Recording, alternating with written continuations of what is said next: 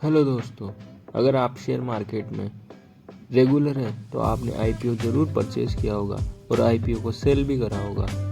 लेकिन अगर आप स्टॉक मार्केट में नए हैं तो आपने आईपीओ वर्ड को ज़रूर सुना होगा। आईपीओ जो कि किसी कंपनी का शेयर मार्केट में पहला कदम होता है। तो हम जानेंगे कि आईपीओ क्या होता है और आईपीओ कब लॉन्च होता है और आईपीओ के शेयर मार्केट में यूजेस क्या क्या है।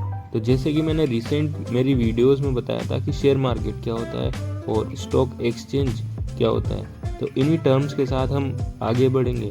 तो मैं आपको एक एग्जांपल के माध्यम से समझाऊंगा कि आईपीओ क्या होता है। तो मान लीजिए आपके पास एक शॉप है और आप उससे 1 लाख रुपया पर मंथ प्रॉफिट कमा रहे हैं। तो आपने सोचा कि क्यों ना मैं मेरे प्रॉफिट को बढ़ाऊं। तो आपने और आपके साथ 3 पार्टनर्स और मिला लिए और आपने एक शॉप की जगह पर 10 शॉप खोल ली। अब 10 शॉप खोलने के बाद आपका प्रॉफिट कई गुना बढ़ गया। लेकिन कुछ समय बाद आपने सोचा कि क्यों ना मैं अपने प्रॉफिट को और ज़्यादा बढ़ाऊं। तो आप और आपके पार्टनर्स मिलकर आपके 10 शॉप्स को बना के 100 आउटलेट्स के रूप में खोलना चाहते हैं।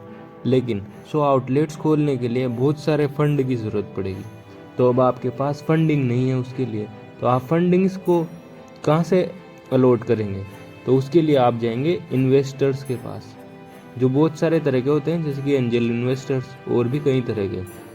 तो अब इन्वेस्टर के पास जाएंगे, आप उससे बोलेंगे कि हमें फंडिंग चाहिए। तो आपको फंडिंग क्यों देगा? तो फंडिंग अगर आपको वो देगा तो उसके बदले में आपसे कुछ मांगेगा। तो वो आपसे मांगता है आपकी कंपनी के शेयर्स को।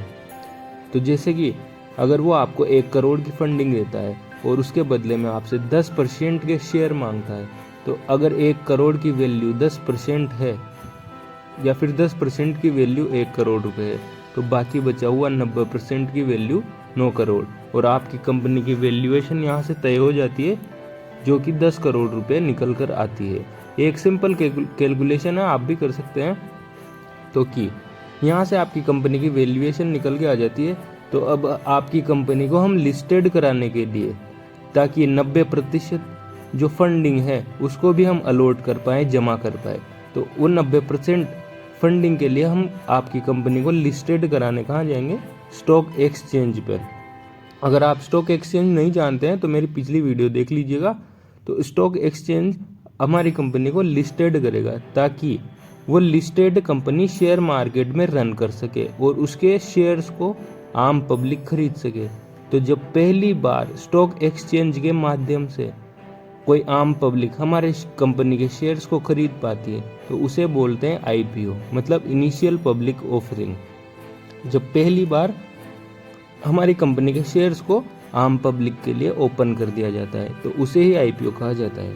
तो आईपीओ भी 3 प्रकार के होते हैं, जो कि पहला इनिशियल पब्लिक ऑफरिंग में रिटेल इंडिविजुअल्स, जो कि रिटेल मतलब आम लोग, जो कि 2 लाख रुपए से नीचे की लिमिट तक शेयर खरीद सकते हैं। उसके बाद आते हैं HNIs, मतलब हाई नेटवर्थ इंडिविजुअल्स।